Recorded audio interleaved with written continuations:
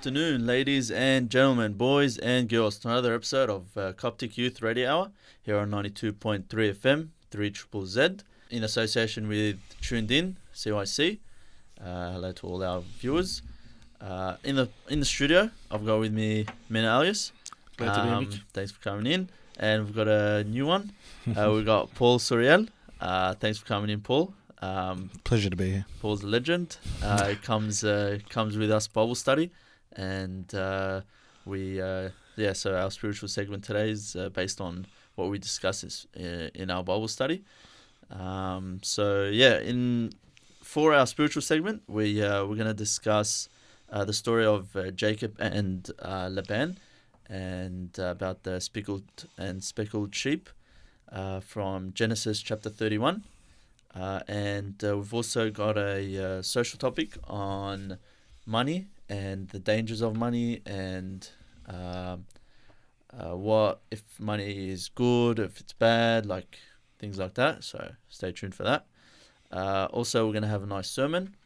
As always, you can listen to our podcast. We're on iTunes. Just search Coptic Youth Radio. And if you haven't done so already, please like our Facebook page to get all the latest content. And we're also on SoundCloud, 92.3ZZZ, Coptic Youth Radio. Stay tuned.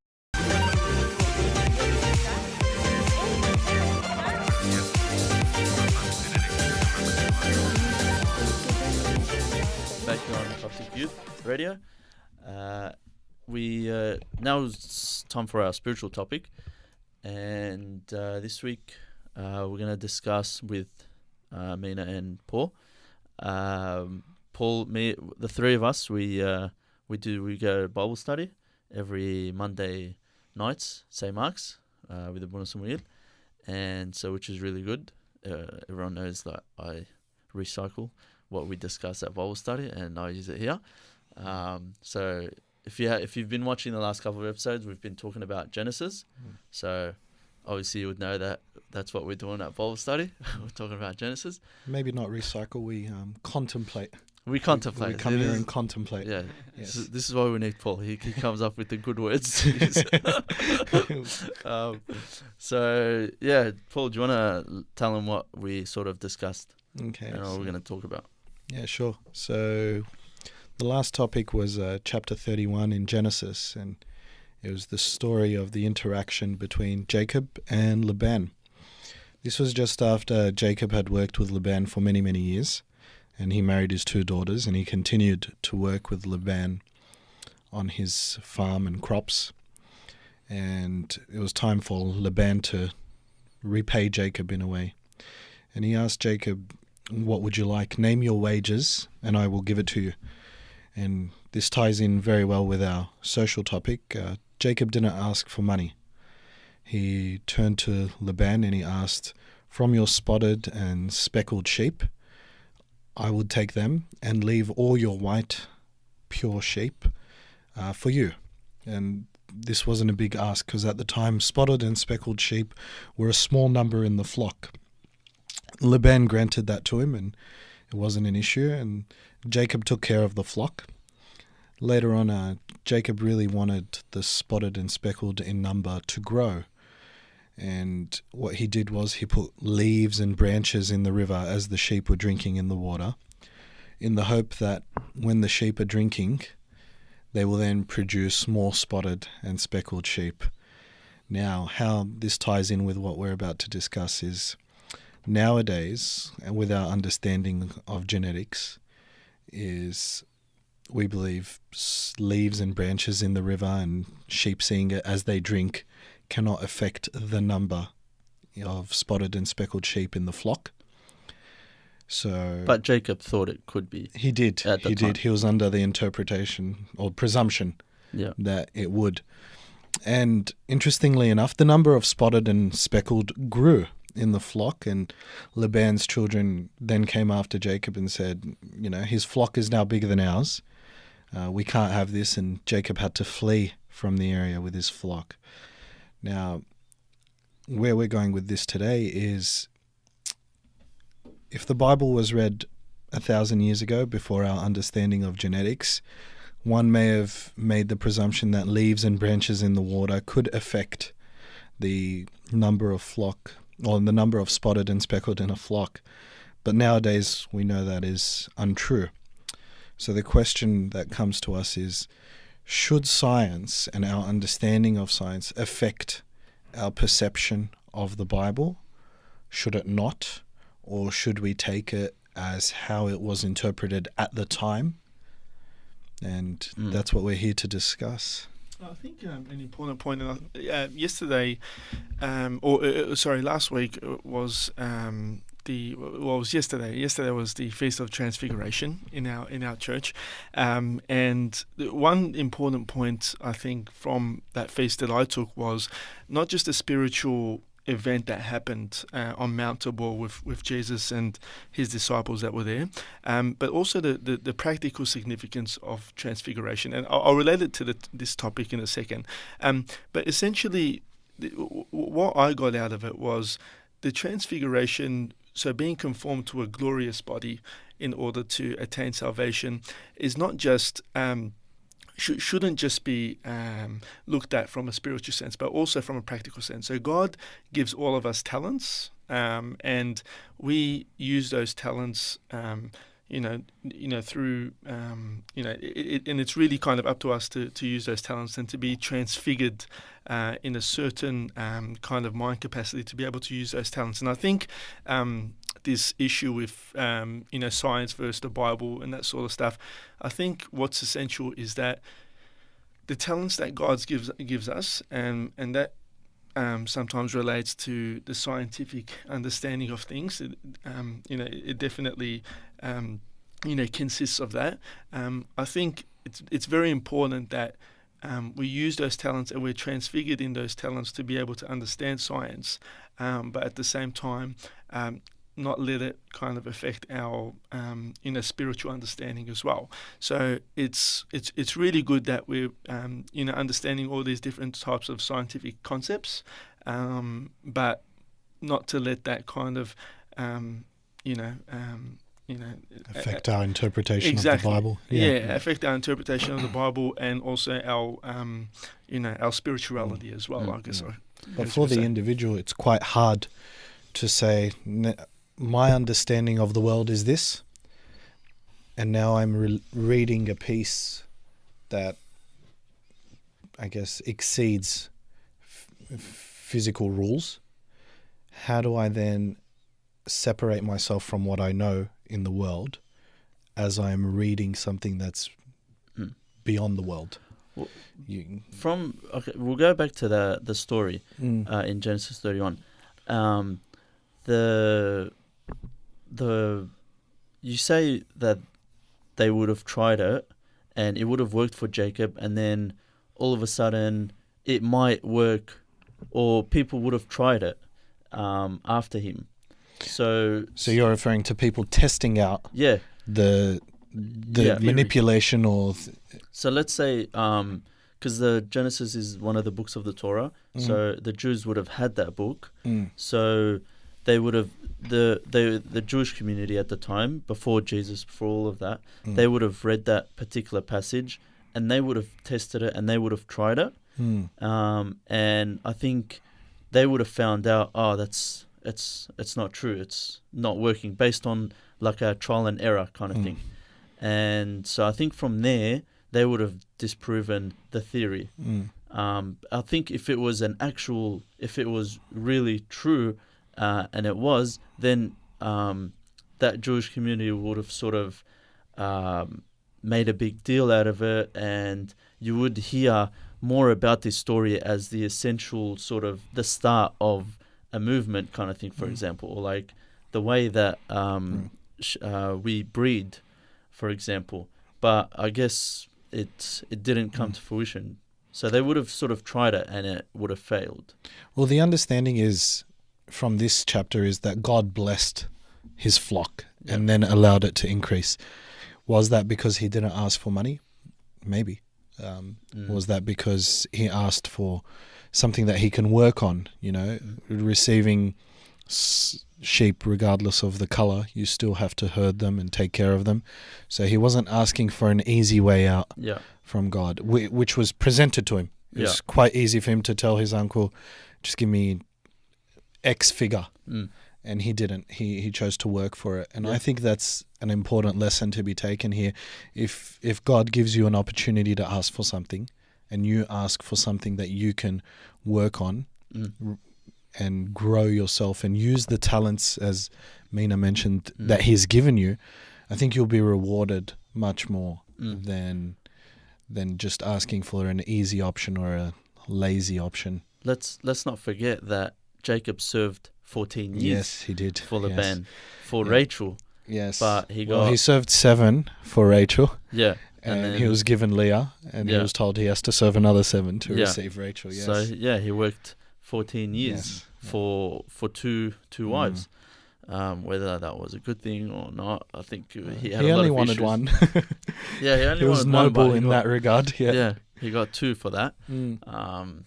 But it's really interesting. Jacob sort of lived an amazing life. But I think there's also other situations in the Bible, say like the Ark of Covenant, or when, like you were saying before off air, we were talking about Moses, and the plagues on the Egyptians. Paul. Yeah. So all of these, I think, they're scientifically they're against human nature, or the things that Moses did. Some of them were. So as far as we know, throwing a stick on the floor and having it turn into a stake is quite difficult to do and hasn't been replicated. Yeah.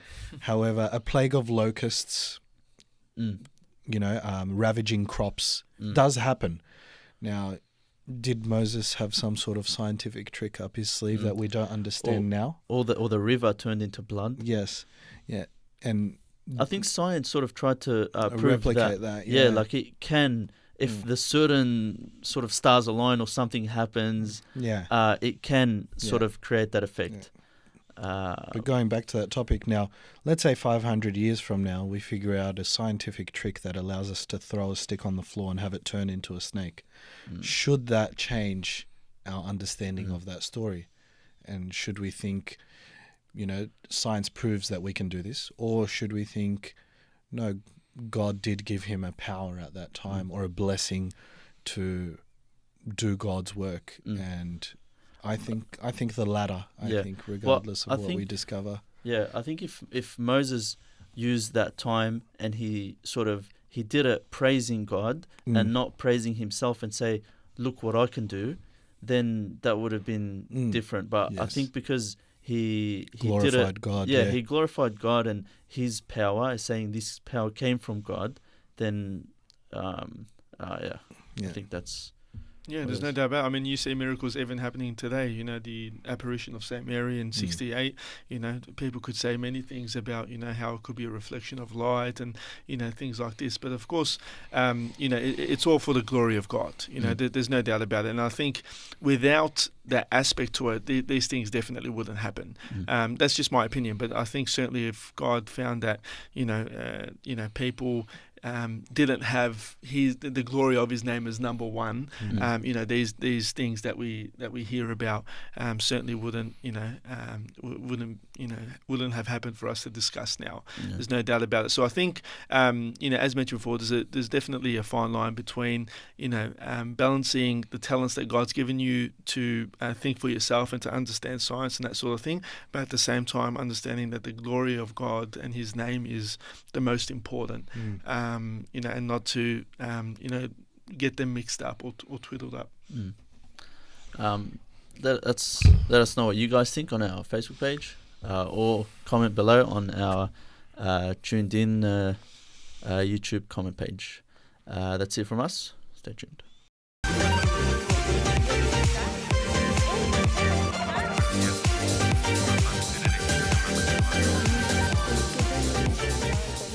Back here on Coptic Youth Radio with our social segment. I'm joined with Mina and Paul. for our social segment, we wanted to discuss money and how it has a big part to play in society these days. What's the dangers of it? Do we pay a lot of attention to it? Is it controlling our lives? You know, it says there's a lot of verses in the Bible that tell us, you know, don't focus all your energy and time on money. Money's the root of all evil. But is that true in today's day and age? Or like, where do we find the balance of not caring about all the wealth in the world, but yet still maintaining sort of a comfortable lifestyle? What do you think, Paul? I think we do need to find a level of balance with regards to pursuing our relationship with God and being pragmatic and surviving, whether you have responsibilities such as family or commitments that you need to meet. That being said, I think it's a very subjective process, and you need to know internally, have you reached that balance? Is what I'm doing today at a healthy sort of rate of pursuing my relationship with God and meeting the demands for my responsibilities without neglecting one or the other? So you got to search internally, I guess. What do you? Yeah, absolutely. I think essentially it's exactly that, getting the right balance between ensuring that your relationship with Christ is not in danger, and not only your relationship but the continual building of that relationship, of your the intimate relationship with Christ, is not affected by where your focus is. I think essentially where you direct your focus in life is a big reflection of what's important to you and where your heart is. A famous picture of there's a famous picture obviously in our church where it has God standing at the door with no knob, and he's knocking at the door, and it's essentially the responsibility and the onus for us to open that door and let him in. But if we have too many distractions, too many obstacles to get to that door to open it, that's where the danger is, and where essentially it becomes a distraction in letting God into our life. So I think essentially where your heart is, there your treasure is also. And I want to read a verse from Matthew chapter 6 which reflects this. It says, Jesus says, "Do not lay up for yourselves treasures on earth, where moth and rust destroy, and where thieves break in and steal. But lay up for yourselves treasures in heaven, where neither moth nor rust destroys, and where thieves do not break in and steal. For where your treasure is, there your heart will be also." So essentially, what you desire the most, what your true goal, what your true aim is, will be reflected in where your heart is. So asking yourself continually, am I on the track? Am I on track to meet the targets that I want for myself? And if there's any distractions in between that, to continually assess that. How about when we see a lot of people sort of flaunting the fact that they're so wealthy and they're so rich? What effect do you think that has on people who don't have money? Like, for example, we see a lot of the in the sporting sort of world, we see people like Floyd Mayweather, and we see Neymar and all these people who have signed sort of these big multi-million dollar contracts, and their sole purpose is based on money. Like for moving, for whatever they do. Like it's not even about sport anymore. It's about who has the bigger paycheck. And what does that do to sort of the fans or the people watching that when they see that the only motivation that these people have is money? I think going from that, if you break it down to its core, what is the value in money. The actual material context of it, there's nothing you can do with it. It's purely a debt note. So you look at what you can do with that money. So it's pretty much what you can buy. What yes, you can exactly. But the actual note itself serves no No material purpose. value. In a time of crisis, it can't get you out of an emergency. Yep. It can't generate food. Yep. You can't even burn it to keep you warm. Well, and if you did, it would create very little energy for you to stay warm. So I think the goals of what you do with the money is much more important than I guess a seeking of that money itself. That being said, it will take us back to remembering that everything on this earth is quite short-lived, if you take it in the grand scheme of things and compare it to eternity. So taking that money and what you do with it is infinitely more important than just seeking the material context of it. That being said, obviously, I don't think many people just want to see a large number in their bank account. I think they do want to do something with it. Now, you do need to think, what I want to do with my money, is it something productive? Or is it purely something materialistic that serves no productive outcomes? And then if we were to take an indirect story from the Bible and we go to King Solomon, who was asked by God, ask for anything you want and I'll grant it to you. King Solomon didn't ask for money. He had plenty of it. He realized what you have in your mind is much more important, and he asked for wisdom. So I think keeping that in mind, that don't chase money, but chase wisdom. And wisdom and intelligence are two very different things. Wisdom is the application of your intelligence, and there's apparently no correlation between wisdom and intelligence. But what he really asked for was, God, give me good decision making. So digressing from the topic a little bit, but maybe we should be asking for good decision making with whatever gifts God gives us, as opposed to just asking for more gifts. Yeah, that's an excellent point. King Solomon found out that he can have all the money in the world, but it's not really going to, it doesn't serve a purpose. It doesn't help him sort of get closer to God, or just have a better understanding of the world. Money can't do that. It just serves as a materialistic. It's quite a limited material. Yeah, exactly. Yeah. Yeah. So what do you think, man? Like when people sort of flaunt their money, for example, like is that detrimental to a person who's trying to chase something like that, or? Yeah, I think certainly, particularly for the younger people, it's certainly an influence. There's no doubt about it. Of course, these people have, in whatever they've done, they've worked hard to achieve that money, and I think that aspect of things is a little bit kind of not highlighted as much compared to the materialistic purpose of their presentation, or however they put it on Facebook. And I think that sometimes can get a few people can get people into trouble. There's no doubt about it. When they're focusing on the materialistic aspect of it, and their focus is not in the larger goal, as Paul was mentioning before, serving an actual purpose rather than having the actual materialistic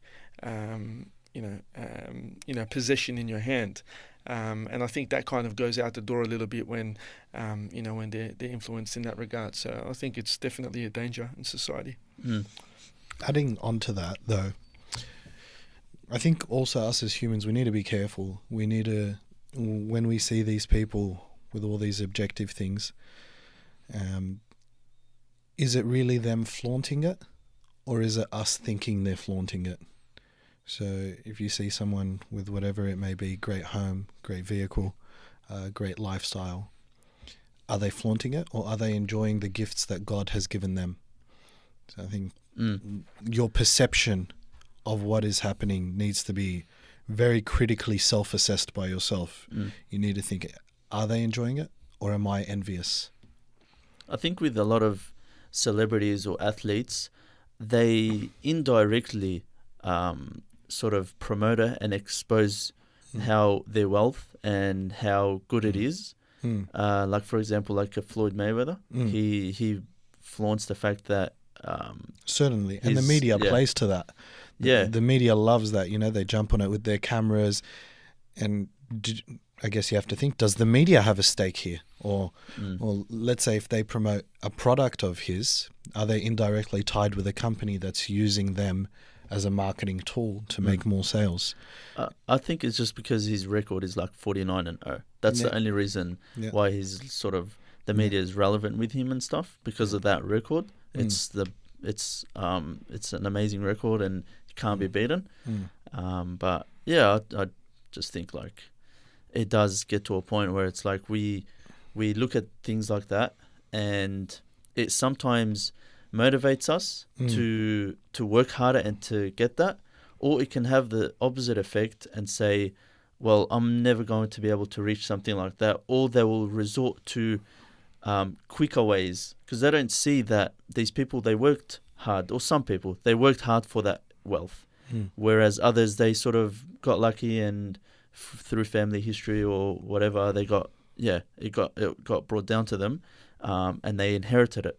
But for the most part, they worked hard for that money, and some of us, we see that and we think we don't see the hard work that really went into all of that wealth and how this person became rich, and we see as we need to have it quickly, and the easiest way to do that is selling drugs or doing all these illegal wrong things. activity. Yeah, exactly. Yeah, so you can be rich and get ahead, but obviously that's not right. Essentially, if you're God-fearing, you wouldn't be partaking in any of those activities, one would hope. Essentially. We should never really idolize their money or what they have with their money. I think if your primary focus is a relationship with God, and then striving to have wealth comes whatever down the priority list, second, third, fourth, whatever it may be, you're relatively safe because you're doing it with good intentions. Whereas the minute the seeking of money or materialistic things surpasses you seeking a relationship with God, you're in big trouble. You really are, I think. I think if you're spiritually full of God's word and of the Bible, I think it leaves little room for the pleasures of money and the luxuries of that. Let us know what you guys think on our Facebook page, 92.3 FM, 3ZZZ Coptic Youth. Stay tuned.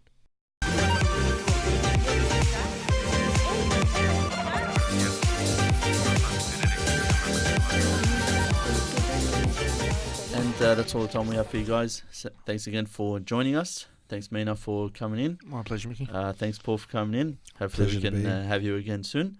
That's it from us here. As always, you can like us on our Facebook page, 92.3 FM, 3ZZZ Coptic Youth Radio. We're also on SoundCloud, 3ZZZ Coptic Youth Radio. And check us out on Tuned In, CYC. And that's it. That's it from us. See you guys next week.